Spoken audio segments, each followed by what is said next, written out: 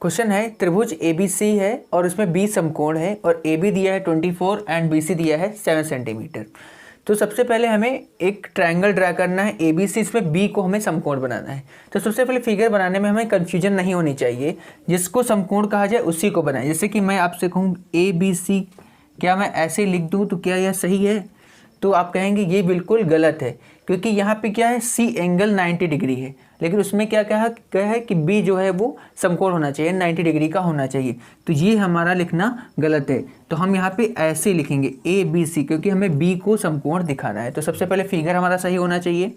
फिर AB दिया गया है 24 और BC दिया गया है 7 सेंटीमीटर, और हमें sine A, cos A, sine C, cos C ये हमें फाइंड करना है। ठीक है, तो सबसे पहले यहाँ पे क्या है, एक जो साइड दी नहीं गई है हम वो साइड की, क्योंकि हमें ज़रूरत पड़ेगी, क्योंकि जब साइन का निकालेंगे, कॉस का निकालेंगे या साइन C कॉस C तो हमें उनकी ज़रूरत पड़ेगी।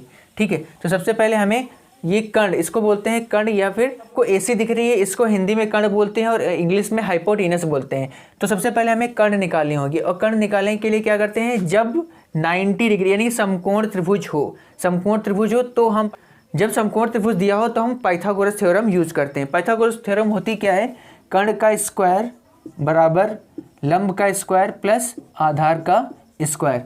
कर्ण हमारा पता नहीं तो इसको हम के ही मान लेंगे, के स्क्वायर यहाँ पे, या फिर हम मान लेंगे AC दिया तो AC का स्क्वायर इज इक्वल टू लंब दिया गया, यहाँ पे ये जो लाइन होती है परपेंडिकुलर लंब होती है, तो ये हो गया 24 स्क्वायर प्लस आधार क्या हो गया 7, क्योंकि बेस है, स्क्वायर करेंगे तो AC स्क्वायर आ जाएगा 24 का होगा 576 प्लस 49, और यहाँ पे जब इसको ऐड करेंगे तो AC स्क्वायर आ जाएगा 625, और 6 यहाँ से AC जब निकालेंगे तो आ जाएगा हमारा 25। तो यहाँ से हम केवल प्लस का ही 25 लेंगे, क्योंकि स्क्वायर जब अंडर रूट में जाएगा तो क्या आएगा प्लस माइनस 25, लेकिन हम प्लस का ही यहाँ पे लेंगे। तो ये आ गया हमारा 25।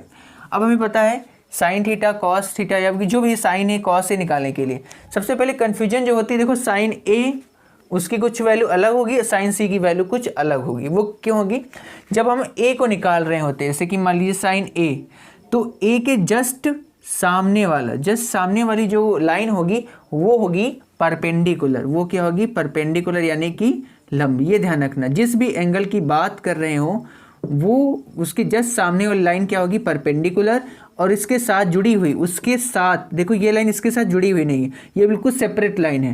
तो ठीक, उससे जुड़ी हुई एक जो लाइन होगी वो क्या होगी, बेस होगी, और जो बिल्कुल तिरछी हुई लाइन होती वो हमेशा विकर्ण रहेगी। ठीक है, वो हमेशा क्या रहेगी, कर्ण, यानी कि हाइपोटेनस। चाहे हम C की बात करें या फिर A की बात करें, कर्ण दोनों में चेंज नहीं होगी। चेंज जो होता है वो perpendicular base and base perpendicular, ये चेंज होता है। अब A के लिए जो परपेंडिकुलर है वो हमारा होगा BC, और लेकिन अब वही बात करें अगर C, तो C की जस्ट सामने वाली जो लाइन होगी वो उसका परपेंडिकुलर होगी। तो C की जब हम बात करेंगे साइन C की, तो हमारा जो लंब होगा वो होगा हमारा AB, और जो कर्ण तो वो हमेशा कर्ण जो AC उसमें A में था वही C में होगा। तो जैसे हमें निकालना है साइन A, तो साइन A बराबर हम जैसा कि हम लोग जानते हैं क्या होता है, लंब बटे कर्ण, यानी कि परपेंडिकुलर बटे हाइपोटेनस। तो लंब बटे कर्ण यहाँ पे, तो लंब कितना दिया हुआ है, अगर हम किसकी बात करें A के अकॉर्डिंग देखें तो A के अकॉर्डिंग सामने वाली लाइन कौन सी है, BC। तो BC कितनी है 7 अपॉन कर्ण, तो दोनों का सेम ही रहेगा तो 25। लेकिन वहीं बात करें साइन C की, तो साइन C में लंब क्या होगा, C के अकॉर्डिंग जो लंब होगा वो क्या होगा 24, क्योंकि C के जस्ट सामने वाली जो साइड है, क्योंकि इससे जो जुड़ी हुई नहीं है, जो जिस भी एंगल से जुड़ी हुई जो साइड नहीं होती वो क्या होती है, लंब। ये ध्यान रखना, देखो C से ये दोनों साइड जुड़ी हुई, ये जो तीसरी साइड ये जुड़ी हुई बिल्कुल नहीं है, उस एंगल से जुड़ी हुई साइड नहीं होती, वही क्या होती है, लंब। तो C से देखो यहाँ पे ये जो है वो जुड़ी हुई नहीं है, तो यही हो जाएगी यानी 24/25। तो साइन C भी क्या होता है, लंब बटे कर्ण, और यहाँ पे लंब चेंज हो गया, यहाँ पे आ गया 24। तो इस तरह ये हम आंसर दे लेंगे। उसी प्रकार है कॉस ए क्या होता है, आधार बटे कर्ण। तो कॉस ए का क्या हो जाएगा, यहाँ पे कॉस ए होगा, यहाँ पे A की बात करें तो कॉस ए का आधार देखो, ये तो लंब हो गया कॉस ए का, तो ये इसका आधार क्या होगा, ये 24। तो आधार बटे कर्ण, कर्ण कितना है 25, क्योंकि कर्ण सब में तुमको सेम रहेगा, चाहे A की बात करें या फिर C की। इसी तरह कॉस C क्या हो जाएगा, यहाँ पे कॉस C क्या होगा, आधार बटे C के अकॉर्डिंग जो ये तो लंब हो गया, ये आधार हो गया 7/25। तो इस तरह हम आसानी से आंसर दे लेंगे।